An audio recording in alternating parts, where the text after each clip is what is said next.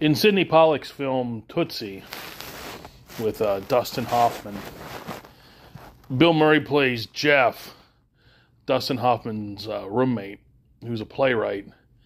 And they're having a party one night. Bill Murray's sort of holding forth in the kitchen. He's talking about his work. And he says, I don't like it when people come up to me after my plays and say, I really dug your message, man. Or, I really dug your play, man. I cried. You know, I like it when people come up to me the next day or a week later and they say, I saw your play.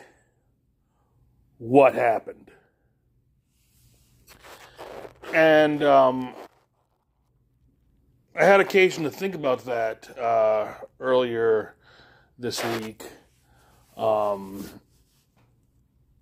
Back in the late 80s, before there was such a thing as Vertigo, DC kind of put its toe in the water for weird and bizarre and mind-bending comics with a little remembered comic called Wasteland.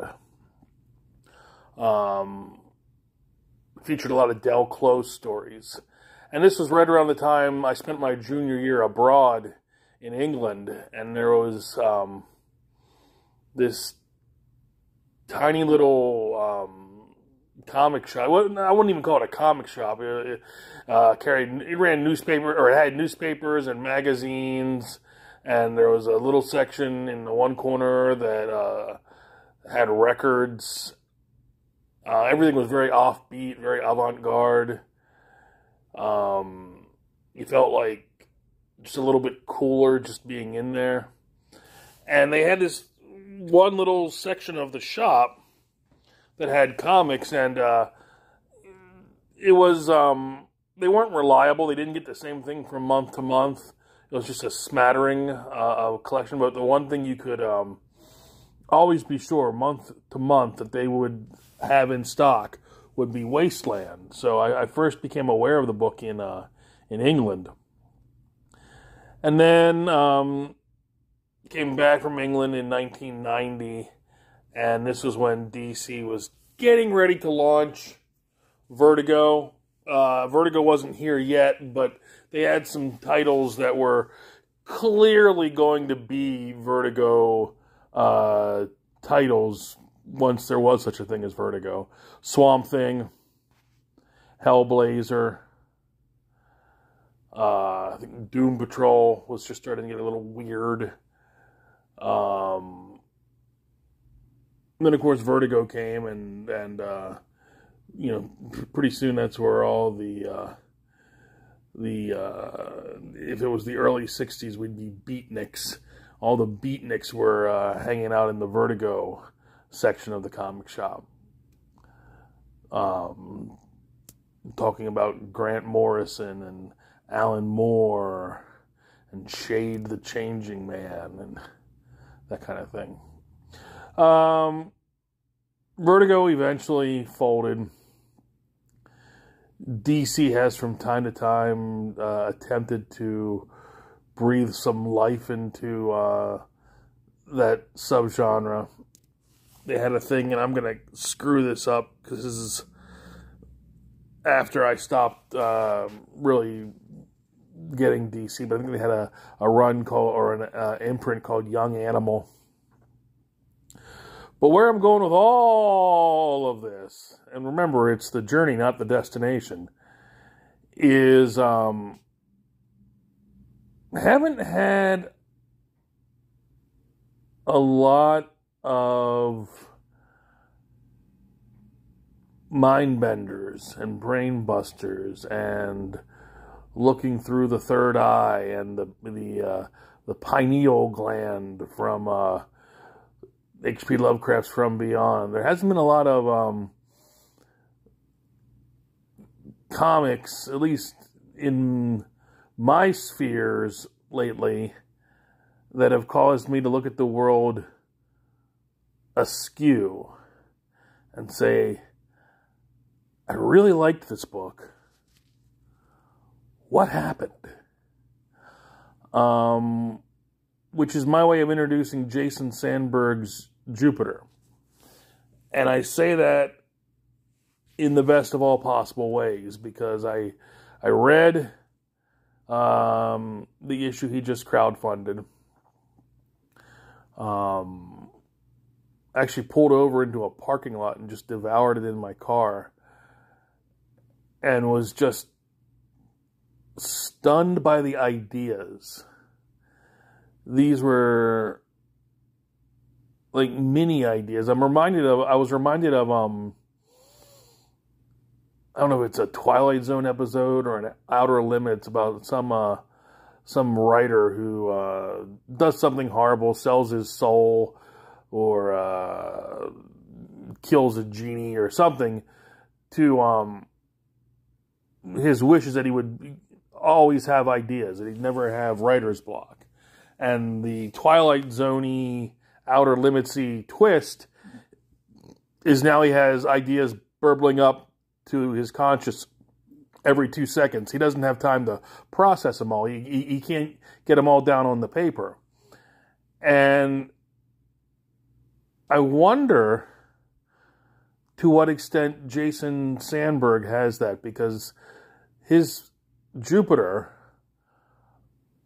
were just these amazing idea islands that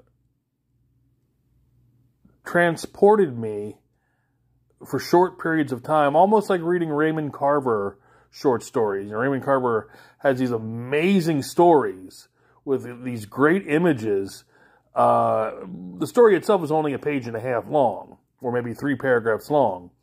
But in that 3 paragraphs, Carver gives you a beginning, a middle, and an end, and an image. I keep remembering the short story of a man whose wife has left him, and he's selling everything she ever owned in the front yard as a garage sale. And he's drunk out of his mind, and this young newlywed couple comes up, and they're either drunk or they're a little high, and the husband the husband of the newlywed couple finds this album that he's been looking for, or a CD, and the proprietor of the yard sale lets them play it. And because they're a little drunk, a little high, they start waltzing in this guy's front yard as the husband, whose wife has left him, just sits there and gets drunker and drunker and watches them dance. And it's an image, I can't remember anything else about the story, but that image just never left me. And that's a lot of the experience I had with Jupiter, that these are amazing images, and not just images, but idea images. I was really kind of mesmerized by this book, so much so that I did not realize that Jupiter was either a reboot or the newest issue in a line, or a restarting of a series that had existed, I want to say, in the 90s. When I found that out, I went to eBay and I got issue 1 of the original run. And hang on a second, I'll tell you exactly when the book came out.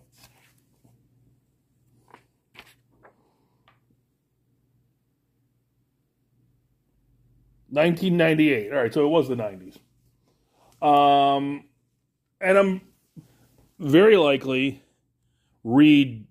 going to, like Pokemon, gotta catch them all.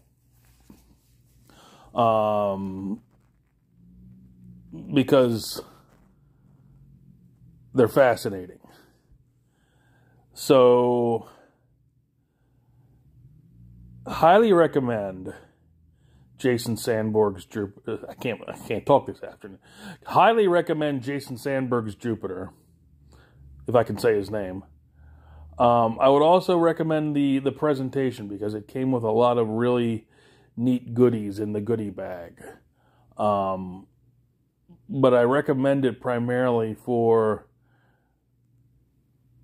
the aftermath this is going to have with you, because you're going to end up thinking about this book and living with this book long after you've stopped reading. And you really can't ask for much more from a comic than that. This has been Tom Tuttle.